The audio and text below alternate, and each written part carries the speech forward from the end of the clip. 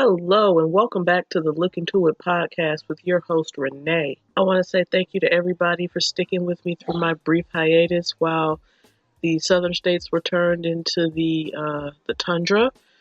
And after that, I got hit with a massive sinus infection. But alas, I am better and I feel normal, whatever that means for me at any particular moment.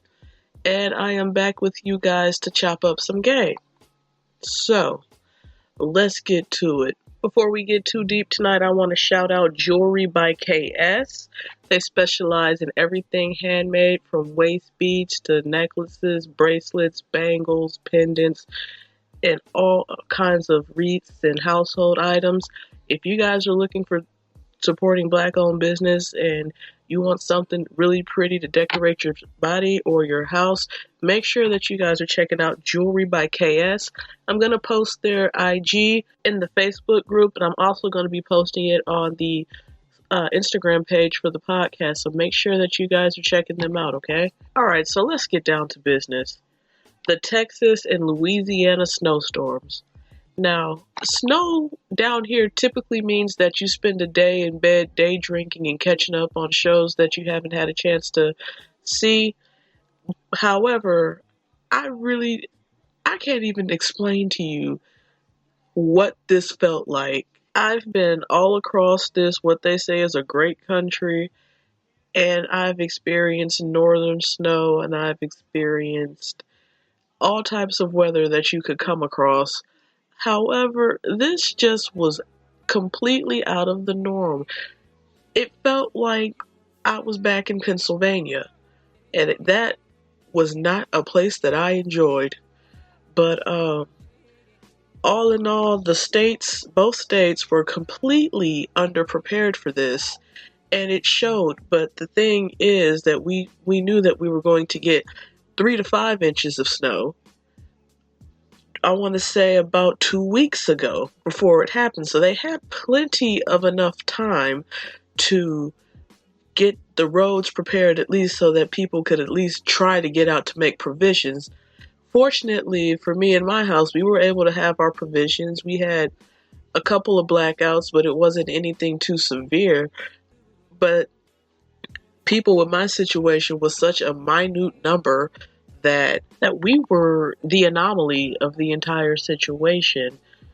The fact that government officials were resigning, senators were in Mexico during this, just lets you know how alone you are in this. And that's actually the topic of today's show, the ushering in of martial law. What is martial law? That is simply the fact that anything and everything goes. That is when they suspend civilian duties such as police officers, firefighters, and stuff like that and replace it with the government. Okay? They already shoot you with impunity. However, during times of martial law, they are expected to shoot you with impunity, and they have the green light. And you're just supposed to be okay with that. The novel A Clockwork Orange actually shows a very good example of a society that has been overrun with martial law and how that eventually progresses. Another novel that we could discuss would be The Turner Diaries, and that actually shows martial law from a more of a racial standpoint.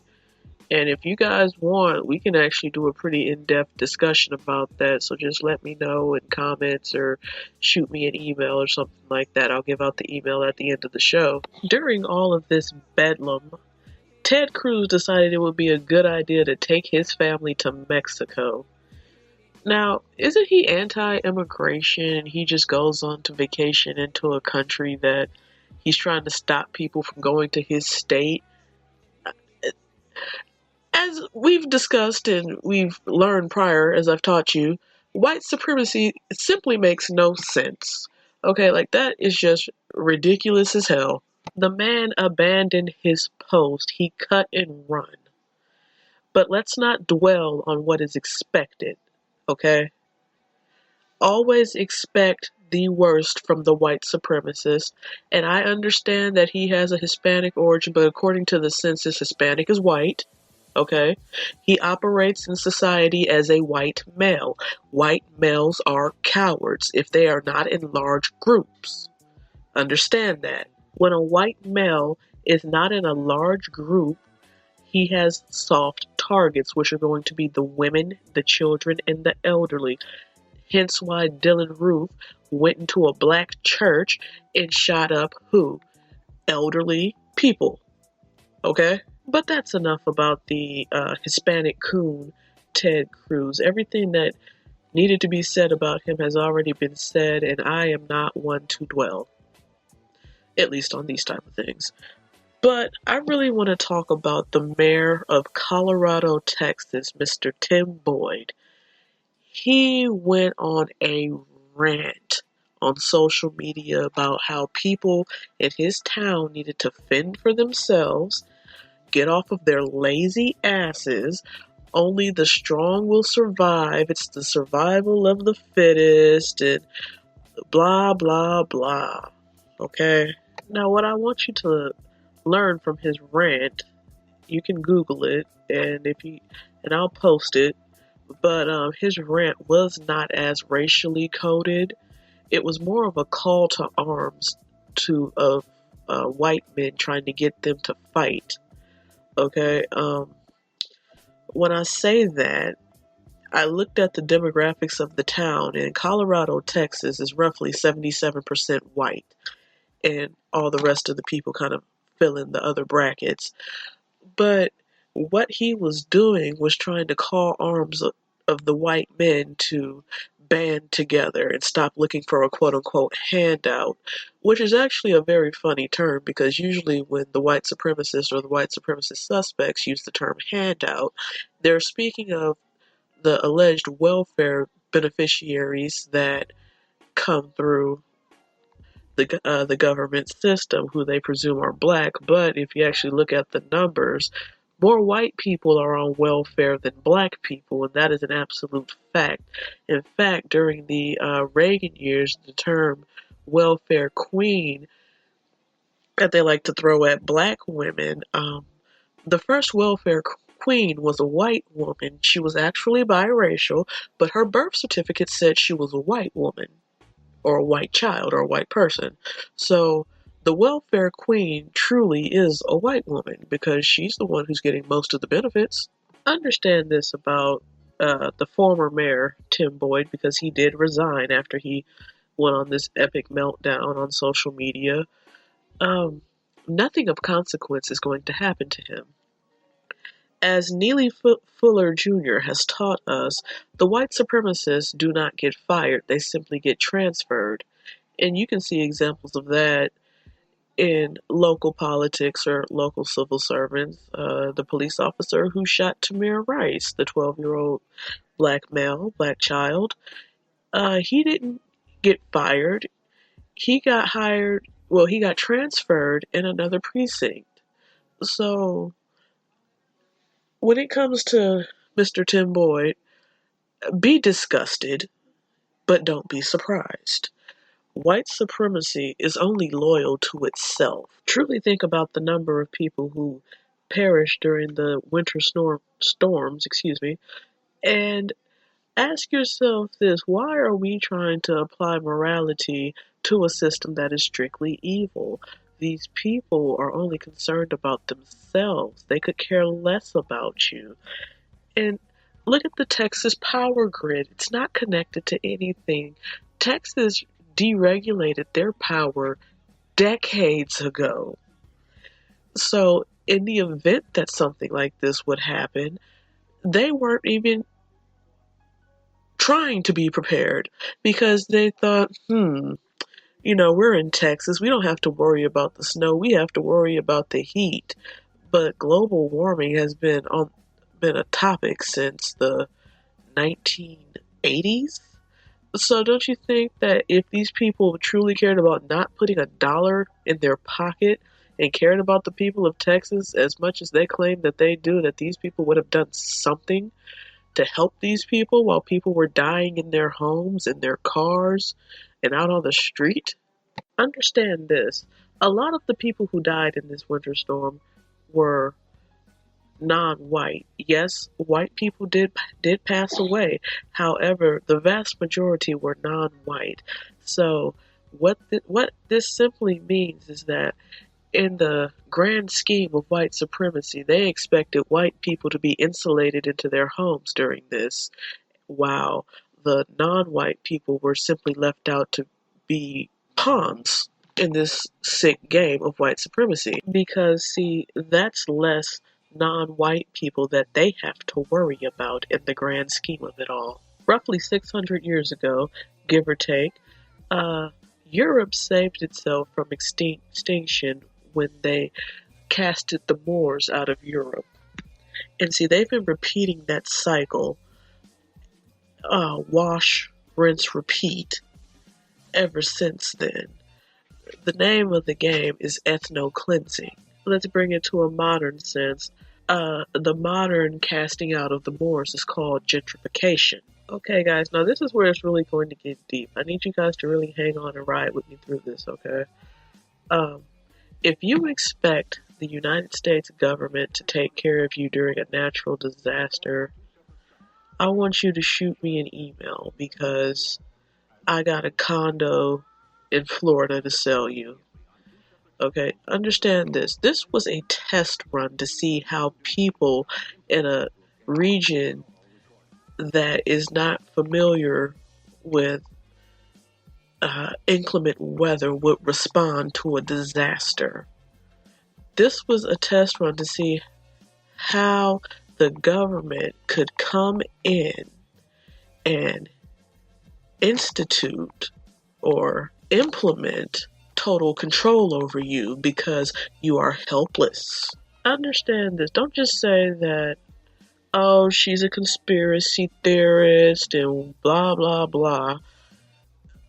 But no, it's not about being a conspiracy theorist. Yes, I understand polar vortexes are real. It just happened in Chicago a couple years ago. Shout out to Jussie Smollett for, doing what he did, being the biggest liar since lies. But call me what you want, but in my humble, more than likely miseducated opinion, I feel that this was a test to see how the most gung-ho Americans, because Texas, they tend to be the most gung-ho people ever. They want to be their own country. I've met enough people from Texas to know how they all love Texas and feel about Texas. No shade to Texas. I love Texas. Every time I go there, it's Dallas boogie. I love riding slabs in the summertime. It's all good. But what I'm saying is they wanted to test to see how these people would respond to something that they had no control over. HAARP is real. For those people who don't know, HAARP is a United States military institute. Well, not really an institute. It's more like an experimentation ground that studies the ionosphere of the planet. And they're located at the University of Alaska Fairbanks. Now, it's the same country who has made chemicals to harm people in the inner cities. They give babies in inner cities lead pipes, water, and lead paint in their homes that they can barely afford. The same country who bombed their own people on U.S. soil in Philadelphia. Shout out to the Move family. I love you guys dearly. Ashe to Dr. Layla Africa, one of my personal mentors.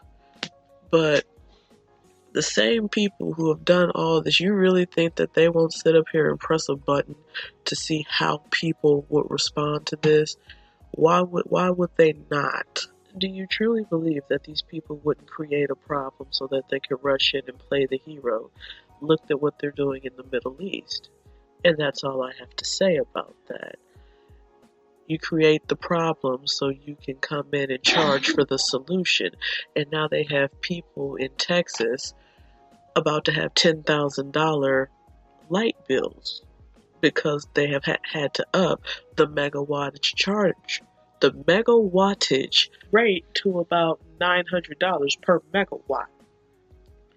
So What happens if you live in an apartment and you don't have your lights on or your gas on or your electricity or anything like that? You get evicted. Okay? So, with coronavirus, rent freezes, and that going on right now in the world, if they can get people out by not paying their bills, by making them outlandish, how are they going to be able to stay into these homes, in these apartments, if they don't have their utilities on? Thus, they're going to be homeless because they'll be evicted, so it's going to be harder for them to find another place to live because they have an eviction on their record. To the white supremacists, this is all a game. They truly live by the term by hook or by crook. It is not the brightest idea to try to put any type of morality into white supremacy because the only morality that white supremacy has ever recognized is moral relativism. So if something seems remotely okay to do, even if it means that it's going to harm thousands of people, but 600 people are going to be okay, they're going to do that because they're in self-preservation mode right now. Before we get out of here, I really want to talk about the federal government response that's going to happen because you know it's going to happen now that Texas is a fledgling ethno-state. Um, and they aren't Flint, Michigan, who hasn't had clean water. At this point, I'm going to say ever. Do not expect to see y'all's Uncle Joe down there drinking the water in Texas like they paraded Barack Obama around drinking the water in Flint. Joe Biden is not a stupid man. I mean, he is a stupid man, but he knows better than to taunt Texas. The federal government is about to just send a blank check down to government officials in Texas so they can get whatever kind of monetary assistance that they need.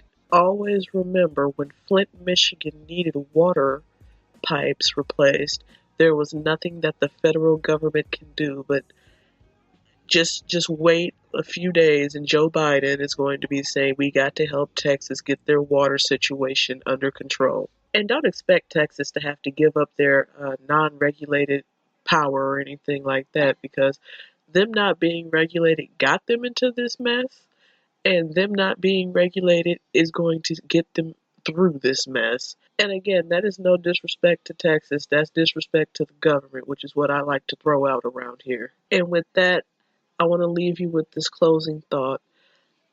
Immunity from the law is what makes white supremacy work. Because remember, they wrote the laws to control the niggas, not as something that they should abide by. And with that, I'm out of here. If you guys want to cuss me out for being gone or just want to cuss me in general, hit me up at lookintoitpod21@gmail.com.